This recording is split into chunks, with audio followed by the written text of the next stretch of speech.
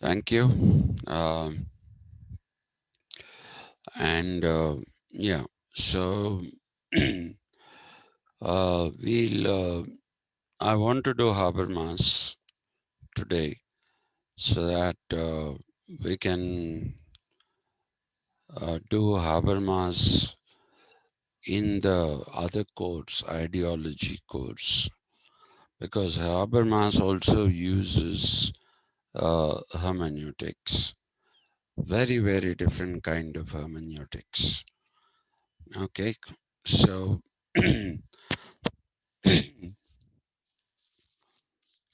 just let me make note of a couple of things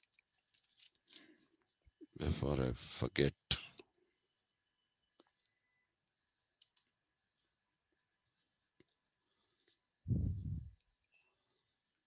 Why am I always stuck with horrible pens?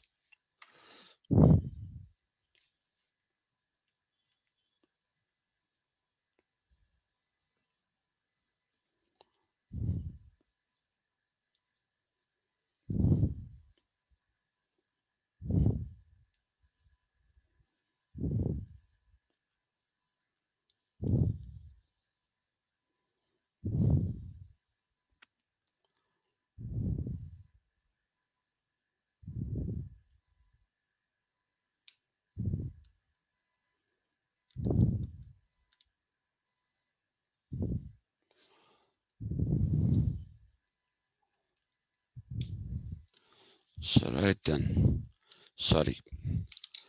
Um, let's get going. I'm sorry about this.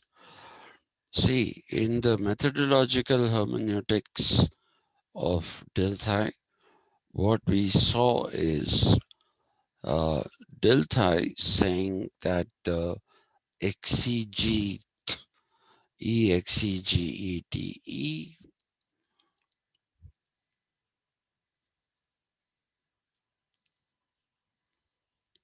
the exegete is the interpreter. The exegete who's involved in the process of exegesis. Okay. Yes, Mr. Akshay, you want to say something? No, sir. Yeah. So, exegesis is the process of interpretation. So, what um, Dilthey suggests is that the person who's the exegete should move out of his context and go to the context of the person that he is trying to understand, whether it is synchronic. I hope you remember the term. Synchronic is in the present but wide. Okay. Oh, God. Just a second, please. Yeah, Varun, good evening. Uh, can you join around 5 to 7 by going to the AVR thing? Uh, you said 7 to 8, no? No, if that's not possible, then fine. We'll do it another time. No, I'm not. So that's what I'm saying.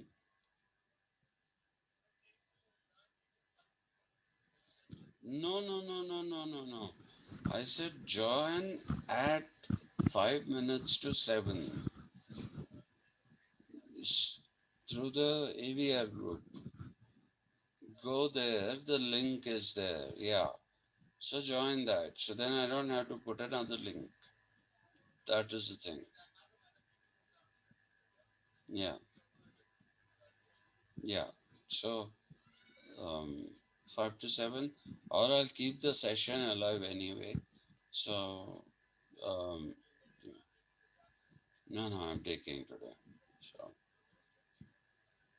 yes, I did. It's there. Okay, right on. Yeah, because I want to finish this. Okay, thank you. Yeah, bye. I'm in class. Yeah, yeah, right, thanks.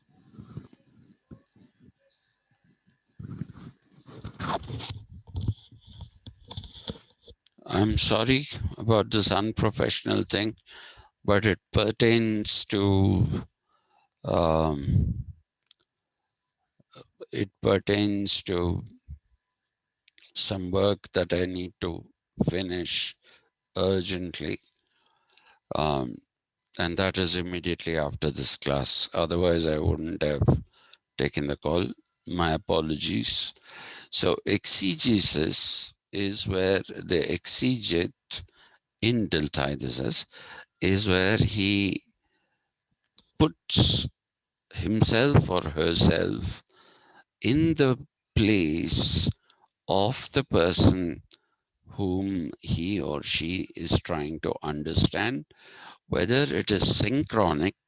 By synchronic, I said it's in your own time, there's no depth, it is in the present or in the very, very recent past, but it is wide. It is wide.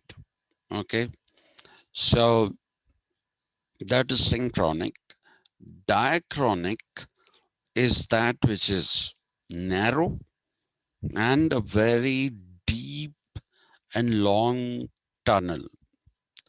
So for Dilthai, whether it is synchronic or diachronic, you have to put yourself in the position of the other person that you're trying to understand. And I want you to remember this very clearly, because when we come to Habermas, we'll be talking a variation of this particular theme.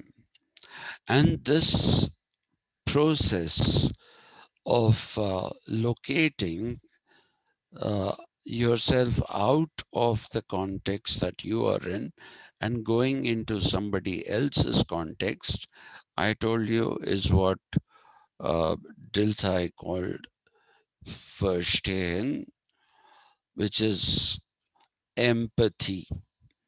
Okay, and this leads to objective mind or appropriate understanding, the ability to understand someone the way they want to be understood. That is the objective mind, and this is intersubjectivity. So he replaces intersubjectivity uh, from the uh, he replaces the notion of objectivity that was put forward by positivism and other forms of knowledge, such as empiricism, that have been derived out of positivism. Okay, so he replaces that objectivity with intersubjectivity, and he believes that if you understand the other, whether it is in the form of a text or in the form of a conversation, if you're able to put yourself in the place of the other, which is empathy, okay, empathy, feeling like what the other one is feeling, that is Verstehen, as opposed to Vorstellung in Kant. I'm not going to go back into those descriptions. And the usual word for understand, which is Verstand. I hope you remember those things. I'm not going to go back into those. Now, Gadamer is somebody who disagrees because Gadamer is somebody who belongs to the postmodernist movement, and he believes that there are no significant achievements of modernity or modernism, if you want to call it that. Okay, he says all those are just empty claims. Uh, they have not produced any knowledge which is worthwhile, any knowledge which is valid. They haven't done any of those things. So, what he says, therefore, is that let us have a look at Dilthey's theory. He says Dilthey's intentions are fantastic, no problem about that. But if you're saying that the subject or the book that is trying to, that an exegete is trying to understand is rooted in that particular context, and therefore you have to uproot yourself from your context and go into the other person's context. He says that is not possible. He says that is absolutely impossible. Why is it impossible? It is impossible. We have done all this. I'm going quite quickly over this. It is impossible to uproot yourself. Oh, Jesus. Impossible to transpose, let's use that word, into another context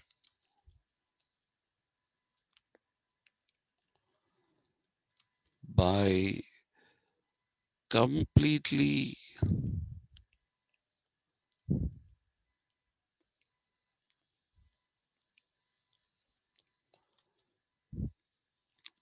relocating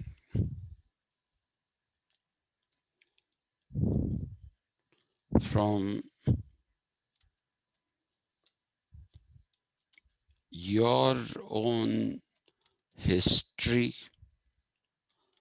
and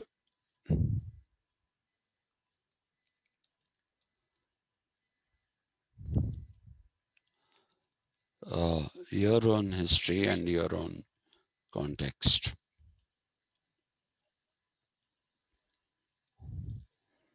Okay, so this is basically what uh, is the argument that Gadamer talks about. So he says the solution is fusion of horizons. Okay, how is it fusion of horizons? It's fusion of horizons because your people are moving from their context a little forward, and you move out of your context, but you continue to remain rooted. You continue to remain rooted. Okay, that other person or the book also continues to remain rooted in its own context. You're rooted in your context, but you try to find a mid path. So, this is what I didn't tell you the other day. So, please pay attention to this kindly. Uh, Habermas, now what am I saying? Gadamer argues that exegesis is akin to translation,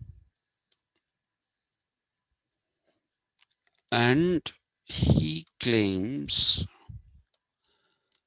that every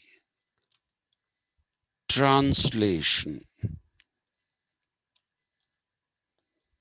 every translation is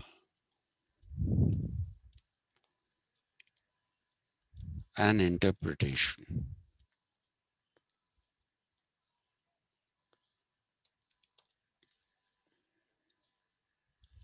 Okay, that is the point that he's trying to make.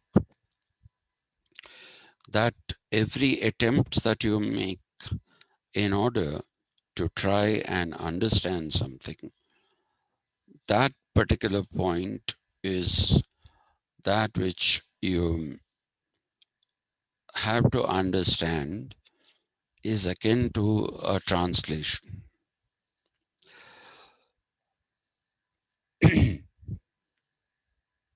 Today, good friend Akshay corrected me. What I had actually said Parmanto, he has corrected me and told me there's no such word.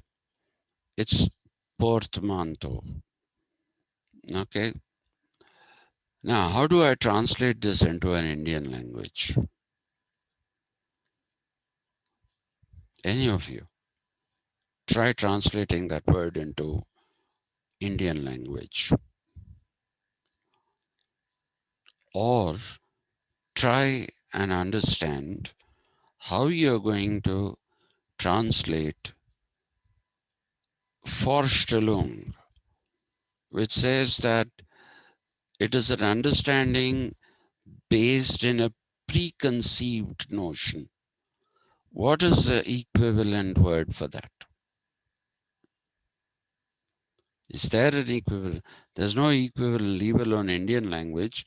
There isn't an equivalent for that word in English. Vorstellung, Verstehen, Verstehen, all of them get translated as understand. And when you're translating them as understand, then you are missing out on the subtle differences. And sometimes they're not subtle differences, they're striking differences. Like, for example, Verstehen and Vorstellung. They're striking differences, yet those differences are lost in translation. Okay, so he says that a translator's job is not an easy job. A translator's job is a very, very difficult job. What is it that it assumes first and foremost?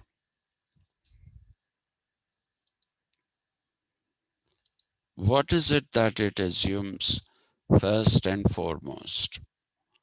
Okay, it assumes very, very good control over two languages. If you're going to translate things from German into Bengali, or you should call it Bangla actually, the language is Bangla, uh, or if you want to try to translate it into Tamil or Hindi or Urdu, you need to have a proper command over both the languages, German and whatever Indian language you want to translate things into.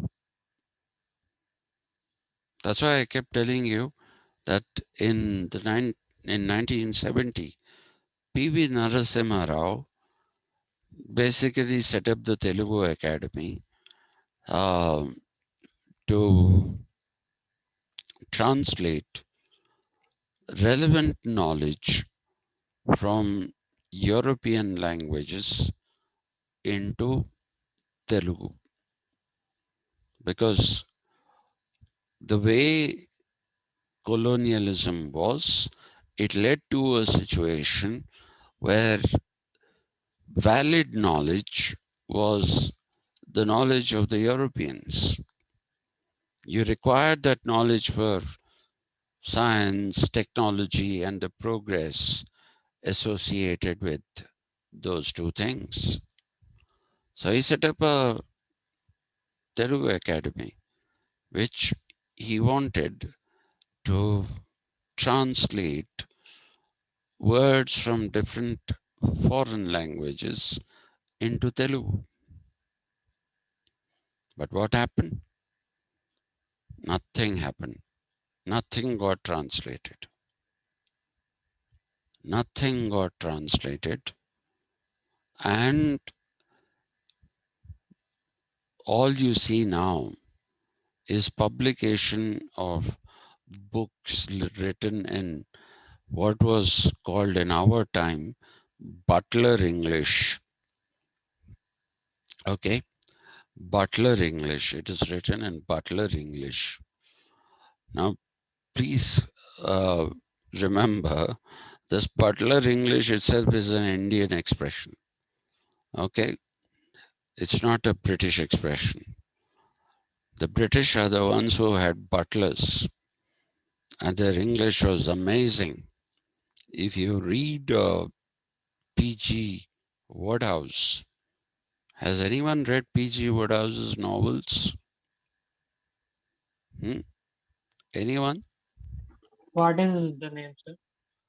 There are so many novels by P.G. Wodehouse. Um, they are built around a few characters. In all novels, they are the same characters. Uh, the main character is a butler whose name is Jeeves. Jeeves. It is his name is Jeeves, and I don't know if you know this. The search engine, which is today ask.com, actually started its life as askjeeves.com. The reason was that the master of Jeeves, his employer, not master, Bertram Wooster, that's the name of the character, he would approach Jeeves for any kind of suggestions to dilemmas. And the best part, you should look for uh, novels by P.G. Wodehouse. Here it is, The Inimitable Jeeves by P.G. Wodehouse. Okay, and Woodhouse, Woodhouse's novels are incredibly funny. They are very, very funny. They are a delight to read, and your English will improve by leaps and bounds. Seriously, your, your English will improve by leaps and bounds if you actually start reading Woodhouse. I would ask you to read it. They are very enjoyable. There's nothing heavy about them, but yet the language that Wodehouse, Wodehouse, P.G. Wodehouse. Okay, please read his novels. Any novel that you can find. Go on to Amazon, Flipkart, search for novels by P.G. Wodehouse. I can guarantee you, you can buy any novel. It'll be worth reading. They are amazing, right? Pieces of work. Okay, so that is not the butler I'm talking about. When the British came to India, the colonial masters that they wanted butlers. So they chose people from among the Indian population, those who could speak broken English, not good English, not fluent English. So if they spoke to their uh, masters, they spoke in terrible English, and that is how the phrase butler English came into being in India. If you use this phrase anywhere else, people will not understand it. What is butler English? And knowing the Americans, they don't even know that there was a concept called a butler. They don't know that was also. They are so ignorant. Okay. So when you say butler English, that is broken, terrible English in India. That's what we mean. Okay. And these Telugu Academy books are all written in that butler English. Okay. So what happened? Why didn't any translation take place?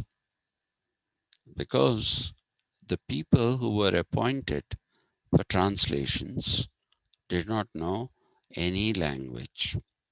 They did not even know good Telugu language. Remember, this is in the backdrop of the first separate Telangana movement, 1969.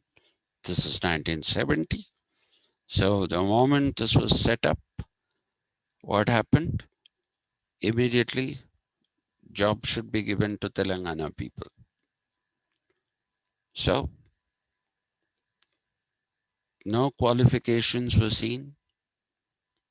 If you just were a graduate and you had Telugu somewhere in it, you were given a job. You didn't even know what is called Grandhikamu, Grandhika Telugu, which is formal language of Telugu, which is used in writing. Please remember that even in English, when you write an academic piece, you don't write it with the kind of English that we use as an everyday language. Okay, we don't use the everyday spoken version of the language. We use a much more formal, very formal form of writing. Okay, so that is called bookish, which is the kind of thing that you use to write books, academic books. So here were people who were employed who neither knew good Telugu nor did they know anything about any other language. So it slowly degenerated into simply paying wages to people.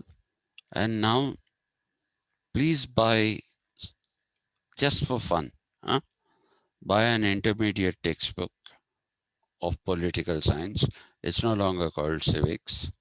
Or buy a graduation textbook of the Telugu Academy, political science, and read them. Just buy one book. You don't have to buy the entire spectrum of books. Buy the first year books. They are hilarious. They are hilarious.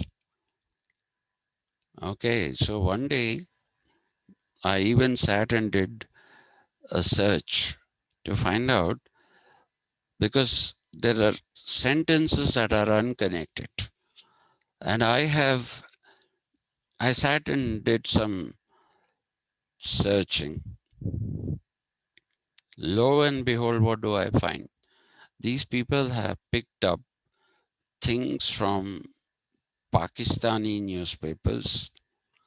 They have picked up things from Turkish newspapers and put them here as their own writing. They thought nobody will search for Pakistani and for Turkish newspapers. They know so little about the digital age that you can bring up anything from anywhere. You don't even need sophisticated software. Just Google will do. It'll do the job for you. You don't need any great software. Anyway, so any translation requires, it basically requires uh, a great knowledge and control over both the languages involved in translation. And it becomes even more difficult when you use an idiom. Okay? When you use an idiom. Let me give you one idiom from English. Carrying coal to Newcastle. If somebody has used this in idiom, you know what are idioms? Idioms and phrases. These are the ones that are used frequently in a language. And so if you use this idiom, idioms are like sayings. Carrying coal to Newcastle. How many people first understand that? Does anyone understand carrying coal to Newcastle? Hmm? Anyone, please? Yes, Yes, sir. doing some unnecessary things, giving someone something which he doesn't require. Why doesn't he require? He might have already have it, or it's just not needed. Okay. So Akshay, Akshay, I was about to say same thing, sir. you're about to say Castle the means same. palace. Uh-huh. Gold means castle means palace. Gold means you know Not gold, coal. literal meaning. C-O-A-L. Coal. Carrying Coal. coal. C-O-A-L. Coal to Newcastle. Well, let me tell you the origin of that idiom. Okay, when coal mining began in England, Newcastle, that's the name of a place. Okay, Newcastle had the highest amount of, or the largest amount, sorry, amount of coal mines. Most of England's coal requirements came from Newcastle. Newcastle was the largest producer of coal in England. So, if you are going to take coal back to Newcastle, what is the point? Newcastle is the production hub for coal. So, why should you carry coal back to Newcastle? So, it is a stupid act or a useless act, right? Because you're taking coal to a place which produces the most coal in that country. Now, this is a metaphor, an idiom which is using a metaphor. So, how would you translate this into any Indian language? Well, I thought long about it and I found one way of translating it. in Hindi, you can say, कुएं में पानी डालना. Have you got that? Pouring water into a well, right? Because the well is supposed to have water. So why would you pour water into a well? That I thought was the closest metaphor you can come to for carrying coal to Newcastle. Okay, but there are far more complex metaphors, far more complex terms, and they have to be contextualized. And that context has to be recreated here. So translation, every translation is an interpretation. You will decide what is the translator will decide what is the most appropriate word from among a litany of words or a litany of metaphors. From among all those, you will decide which you think is the best. You will decide that. Okay? So, if you are looking at this particular kind of uh, translation, it is an interpretation. You have to interpret something in one language as being the closest to the language from which you're translating things into this. So every translation is an interpretation.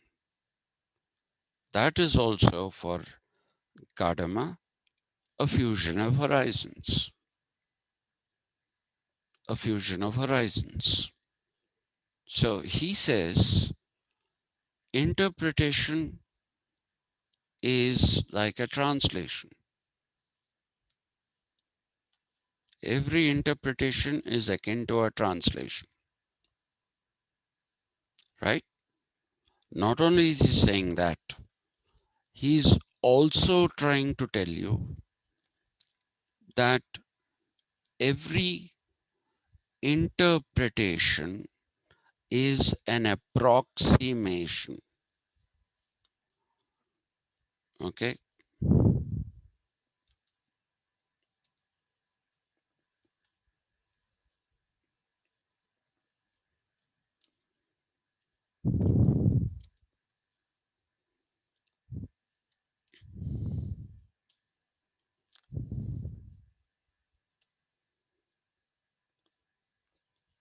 Every interpretation is an approximation, and therefore it is never precise and incapable of conveying any original meaning. It's incapable of conveying any original meaning. So for him, there are no original meanings. All you have are translations. Every exercise and interpretation is like a translation.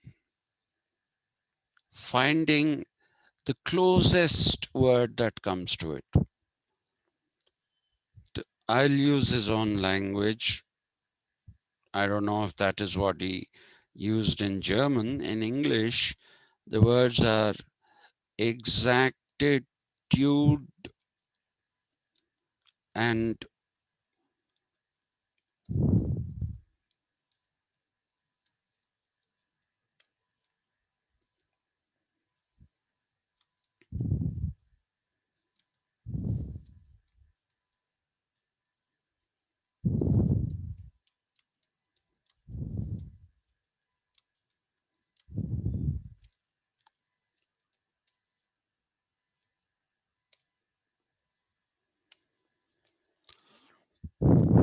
exactitude is meaning exactly what is there in what the other person is saying or has written, or verisimilitude is total similarity or very similar. Okay, that he says is not necessary. Now, this is the interesting part. Why is it not necessary? Why is it not necessary? So the question,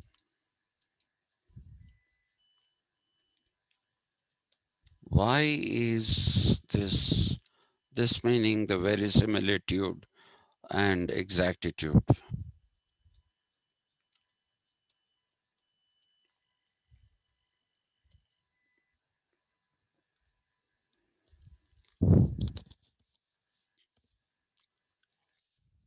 One second.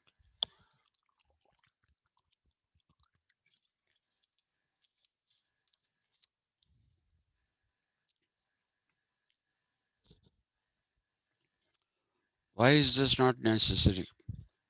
You have to answer that. He says,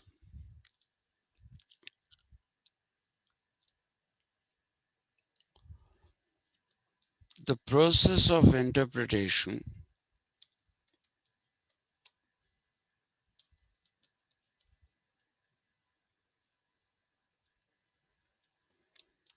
is primarily to make sense of the exegetes present. Whoever is the interpreter, the exegete, he's trying to make sense of his own present. We say Indian democracy has all kinds of problems. We say we have proxy voting, okay, people buy votes. So while we are trying to understand this, and democracy is not something that grew out of, at least as representative form of democracy, is not something that grew out of our culture indigenously. It came as an import. It came as an import, right? So we try to study other democracies to try and understand why is it that our democracy is like this? How are the other democracies? Otherwise, what is my interest? Why should I study American democracy? What will happen if I don't know about American democracy? Nothing will happen. What will happen if I don't know about French democracy? Most teachers of political science don't know a thing about French democracy. They don't understand there is a president who's powerful, there's a prime minister also who's powerful. We are used to the idea of a president who's a rubber stamp and a prime minister who's all powerful. Or we are used to the American idea of the president without a prime minister.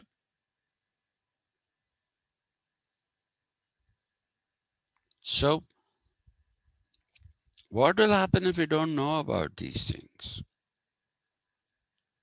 The question is, if you are pursuing the subject political science, if you want to make sense of political theory, if you want to understand what is democracy, what all goes into it, and if you want to understand it historically, you're doing it not for the sake of democracy, but for the sake of understanding your own democracy and your own self. Your own democracy. That's what you're trying to understand. understanding of American democracy, British democracy, or the definitions of democracy originally given by the Greeks, they are all incidental to our understanding of our own system of democracy. They are incidental to that. They are not primary. They are not primary at all. So, for Gadamer,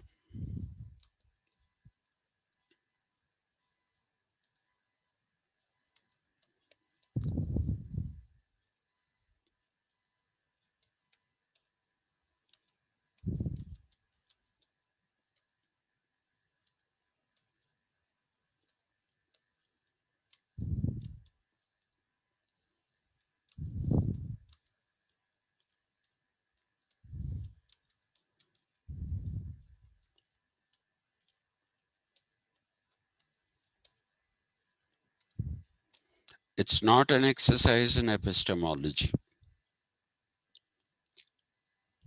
It's not like I want to understand all these things because I want to have knowledge. It's not the pursuit of knowledge. For him, this is primarily the pursuit of being,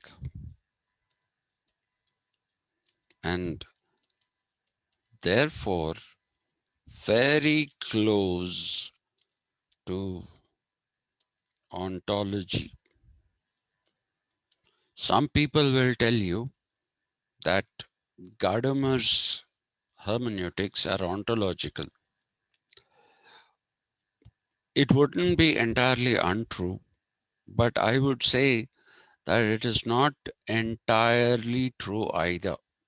It's a bit of a gray area. It's a bit of a gray area, and I'll tell you why. The inspiration for Gadamer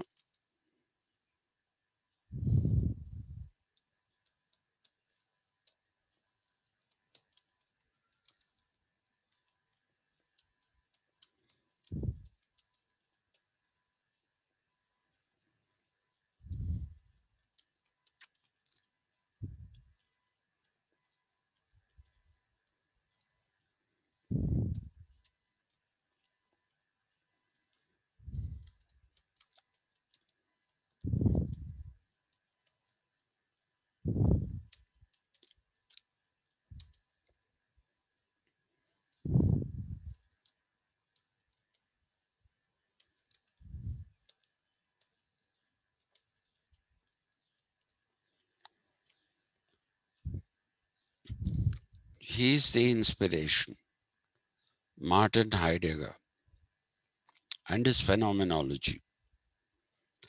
You see, phenomenology is also used by Hegel, but Hegel's usage of phenomenology, I won't talk about that now.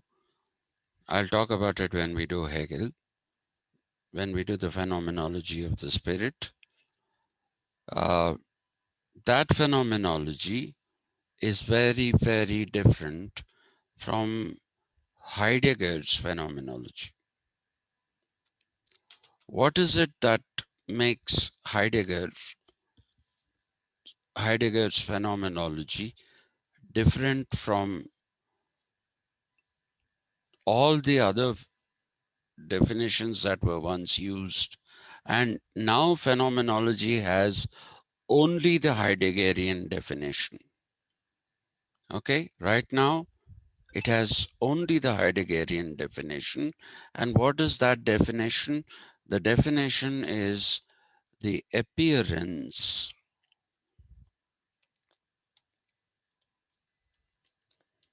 is the essence.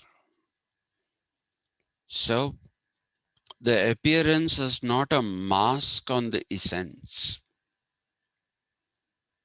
Let me give you a very filmy example. I look very nice. Not me. Somebody. I don't look nice at all. I'm an eyesore. Okay. I don't know how you people tolerate seeing me for so long. All right. Uh, so there could be this very nice looking, innocuous person, very, very well mannered. And he could be somebody who wins your confidence. And after a while, you realize that he used that as a mask to make you believe in his goodness when there wasn't any, and he cheats you of your money or whatever and vanishes from your life. So that appearance that he put up masked his essence, which is that he's a cheat. He's not a good person, morally bad person. So that is the kind of, it's a stupid example, but stupid examples serve a purpose. They clarify much better than complex examples. So that is the difference between the essence and the appearance. What you see is not what things are. In Plato, it is the difference between the actual and the real, which is the shadow of the tree is the actual and the tree is the real, and people basically confuse the shadow of the tree for the tree itself. That is the appearance essence thing in philosophical terms of the Greek variety. In the modern period, it's again very different. I'll talk about that when we come to Hegel. For some strange reason, over the years, people have associated me with scholarship on Hegel. They think I'm an authority on Hegel. I really don't know why. I'm an authority on nothing. I'm an authority on nothing. Okay. So the appearance is the essence. There is no difference between what you're seeing. That's not couching anything else. That is the phenomenon that is occurring in front of you is the reality. Whatever you're seeing is real. There's no distinction between the actual and the real. There's no distinguishing between the appearance and the essence. What you're seeing is what things are. There's no actual real distinction. Okay. Now Heidegger says texts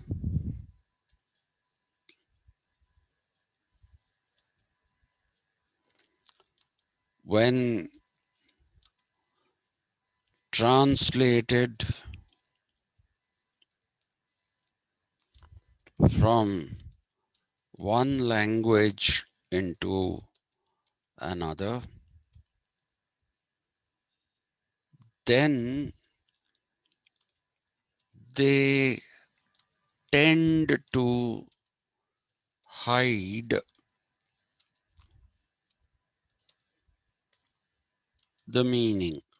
Not intentionally, it's just that the text, because it's been translated over a number of times, or because a word has been used in a particular fashion for a certain number of years, then they tend to hide the true meaning, the real meaning. So how do you get to the real meaning? For Heidegger, it was destroy.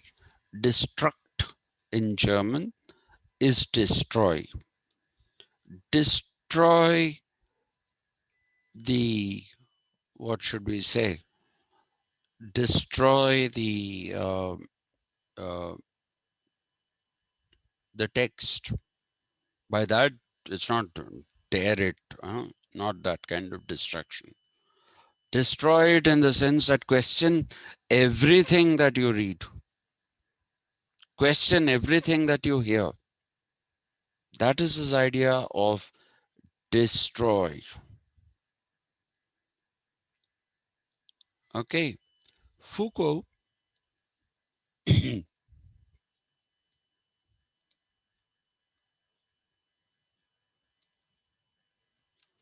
said over time, knowledge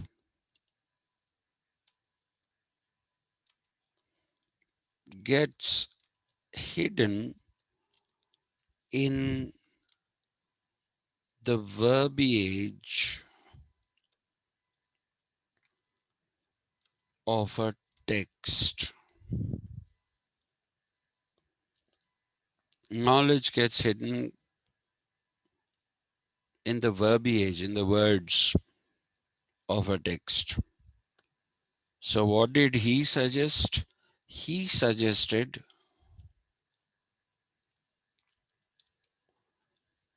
an archaeology.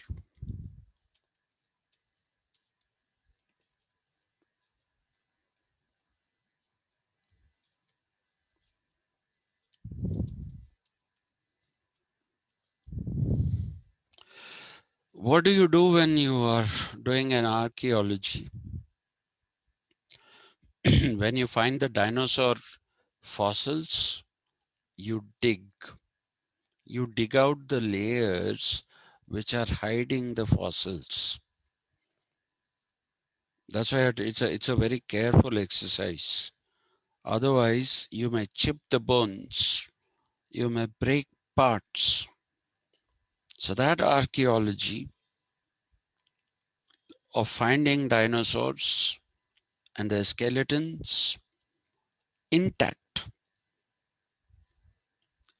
as fossils is a delicate art. You have to slowly chip away.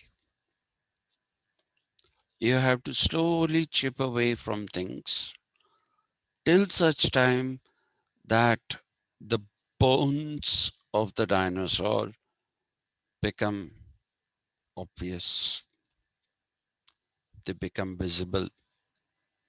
The layers of earth under which they've got buried, you're clearing away those layers of earth. You are clearing away those layers of earth. That is what Foucault talks about when he says archaeology of knowledge. More people leaving. Yeah, that is the archaeology of knowledge as far as Foucault is concerned, right? So you have to search, you have to get rid of the unnecessary words. You have to get rid of all the unnecessary words that have accumulated and are standing in the way of your realizing the true meaning of a text or a true meaning of a conversation. That is basically what Foucault is suggesting, which is very, very akin to the destruct. The destruct is get rid of all the unnecessary stuff, expose the skeleton, so to speak. And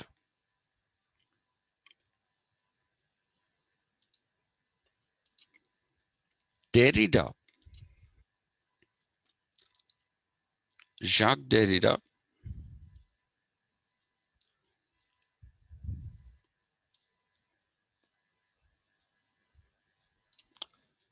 followed in the footsteps of Heidegger, but he thought somehow destruct or destroy was a very violent term. Okay, Jacques Derrida basically argued that this is too violent a term. It is meaningful but very violent. So let's put this up in a slightly more acceptable format. What will the acceptable format be?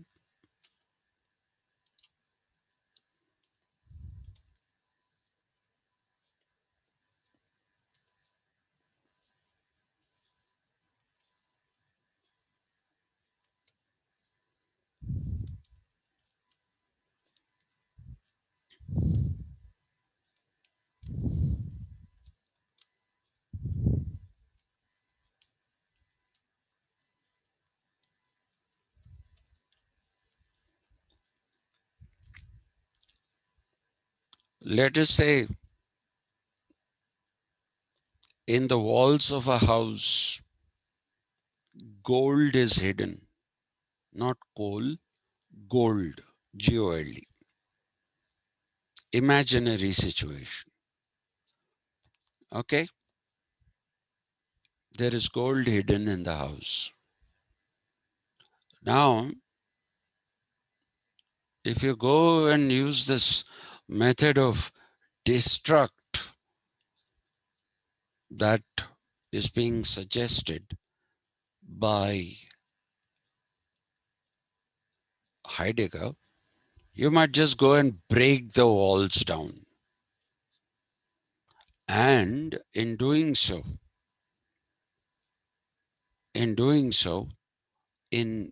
breaking the walls, you just might end up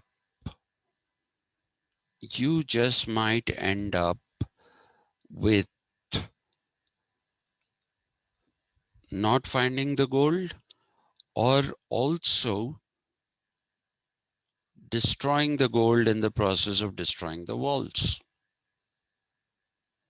So what do you do then? He says, don't destroy, deconstruct, take out brick by brick,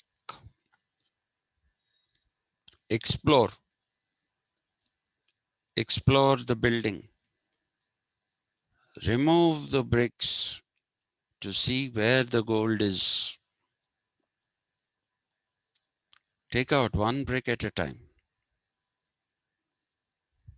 Okay? Take out one brick at a time. So that is deconstruction. A building has been constructed. Now you're going to deconstruct. Take out brick by brick till you find the gold. So when you read a text, he says there are a lot of words which don't contribute to the meaning of the text, but they distract you. They distract you away from finding the meaning. So he has a complicated word for it, which he calls reading under erasure.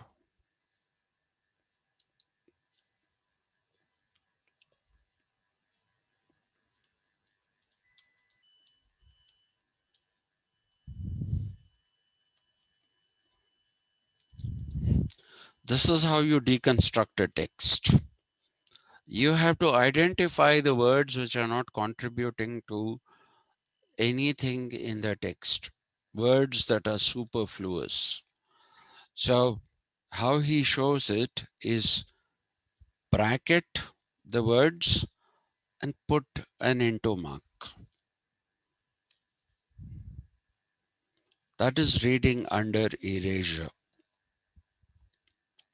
Okay, so which means that you are erasing all the words that are superfluous, words that are not giving you any positive meaning. They are only distracting you. So just don't read them. His way of telling don't read them is saying read them under erasure, which means put those brackets and put an into mark and don't pay any more attention to them. Do not pay any more attention to them. That is what he means by deconstruction. By reading under erasure, you are getting rid of the superfluous words, the unnecessary words that have been used. And that is how you deconstruct. So he believed that it was a much better way of doing things than saying destruct. Now you must understand one thing. Derrida is not somebody who believes in, who falls in, the tradition of hermeneutics. He doesn't fall in that. He falls in the tradition of post-structuralism. The same thing should be said about Foucault. Foucault calls himself a historian of ideas, and he believes that he does an archaeology, but many people classify him as a structuralist. Structuralist is one who concentrates on language. One who concentrates on language, and by concentrating upon language, he tries to get to the meaning of things. So he's called a structuralist. But Derrida believed that there were limitations on structuralism. Okay? There were limitations on structuralism. So he developed his own this thing, which is categorized as post-structuralism. Now, post-structuralism is not after structuralism. What it means is an improvement on structuralism, which means that he fundamentally believes in structuralism, but makes some changes to make it better, like David Easton does with behavioralism, which is what I have to teach you in these classes. Once I'm through this, I'll go to that. Okay. David Easton's post-behavioralism is not an abandoning of behavioralism, but it is making behavioralism more tractable, easier and better to understand. So he believes in behavioralism. Oh, just excuse me. I've got this horrible rotary vertigo.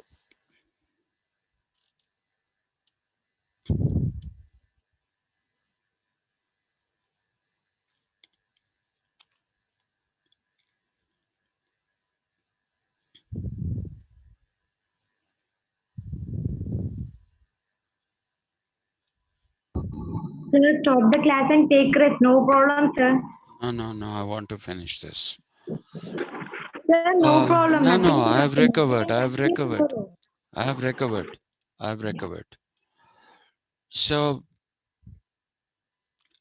deconstruction is post-structuralism, but both the structuralism or history of ideas that you find in Foucault and the post-structuralism of Jacques Derrida share a similarity of purpose with hermeneutics. And that is the reason why I thought we should talk about these together. And all of them have an element of the ontological in them. They're not pure ontology like Heidegger's phenomenology. That is purely an exercise in ontology. Okay?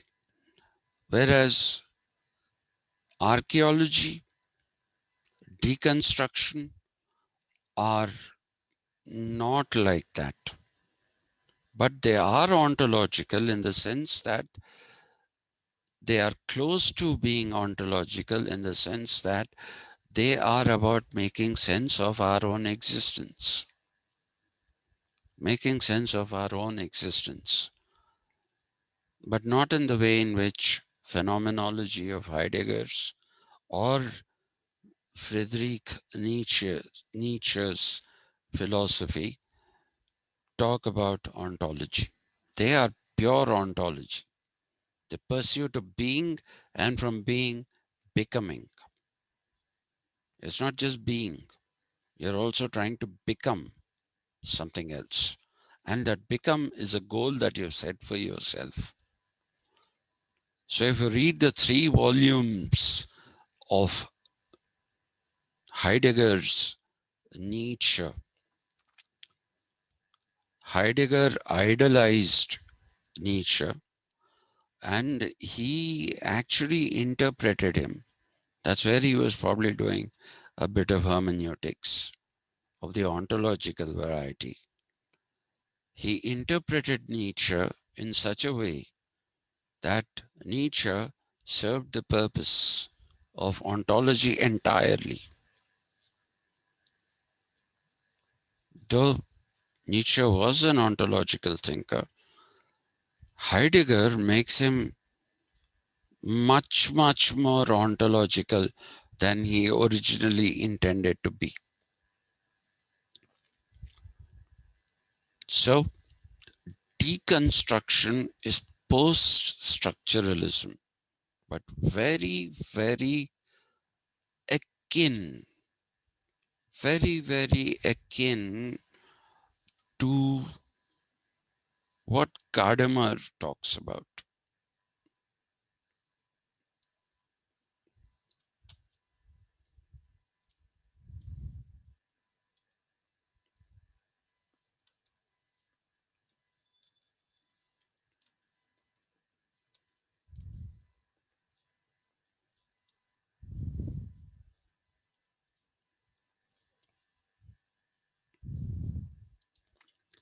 Gadamer's hermeneutics are all about reconstruction. They are all about reconstruction in the sense that it is according to your times and its requirements that you will interpret a text. There is no point in searching for any original meaning. Why should you search for an original meaning? There is no need to do that at all. Interpret it in such a way that it makes sense to you. So you can have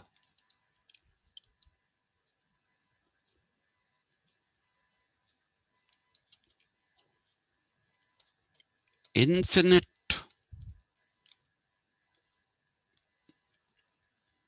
reconstructions. They keep changing with time and space and that combination. In Derrida, you can have infinite deconstructions. So in that sense, they're very similar. Though one is using the word reconstruction and the other is using the word deconstruction, ultimately what they are looking at is the same thing. They are ultimately looking at the same thing. They're not looking at something else. They're not looking at something very different from each other. No. That's why I said, even though that is post-structuralism, it makes great sense to look at that post-structuralism along with this almost ontological hermeneutics of Gadamer. There is a very strong ontological component to Gadamer's hermeneutics. So it's not just infinite reconstructions that we should talk about. We should also talk about his hermeneutics as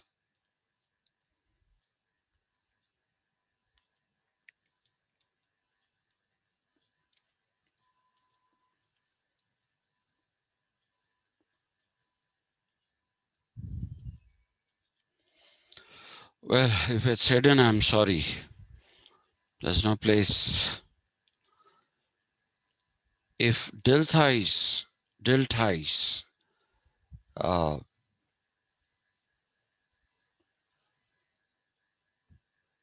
hermeneutics are methodological hermeneutics, some people call it epistemological hermeneutics. There's no such thing. There's no such thing. It's methodological hermeneutics, Dilthey.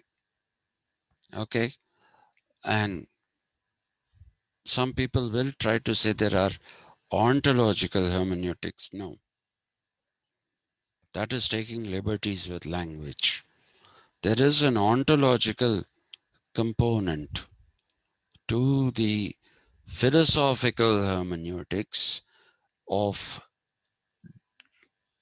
Gadamer, but there are no ontological hermeneutics. Then you can put anything in front of hermeneutics. So please don't do that.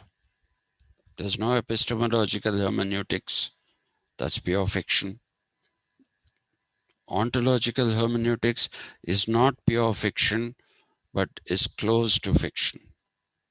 It is philosophical hermeneutics, a philosophy that is based, or rather, that is very close to the pursuit of ontology. So you can say there is an ontological component to what Gadamer talks about. Now there goes my grand plan of wanting to talk to you about Habermas. I wanted to talk about his communicative action and his uh, universal pragmatics and his conversations, which he describes as either monological or dialogical. Okay, I wanted to do all that today,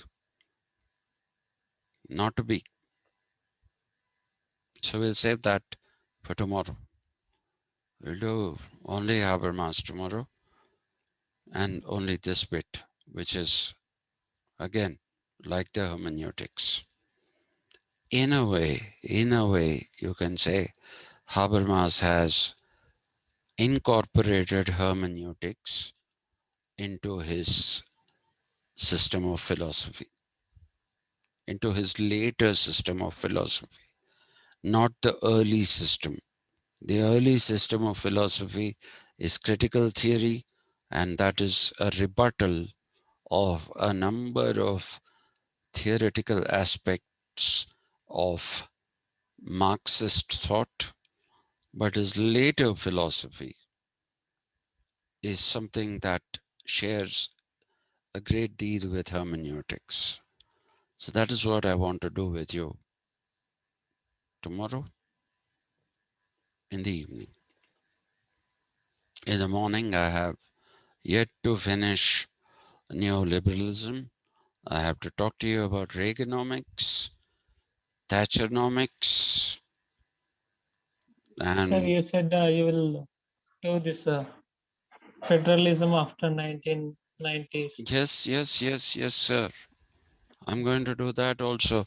I was just going to say Reaganomics, Thatcheronomics, Manmohanomics, and Chandrababu Naidomics.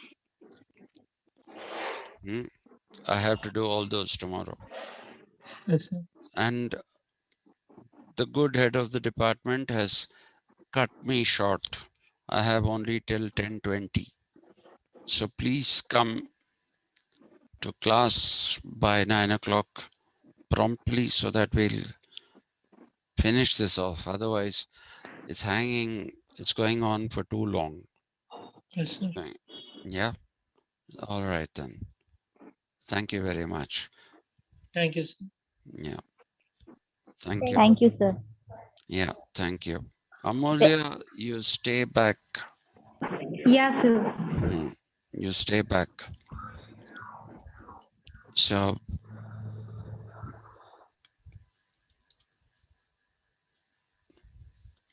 I'll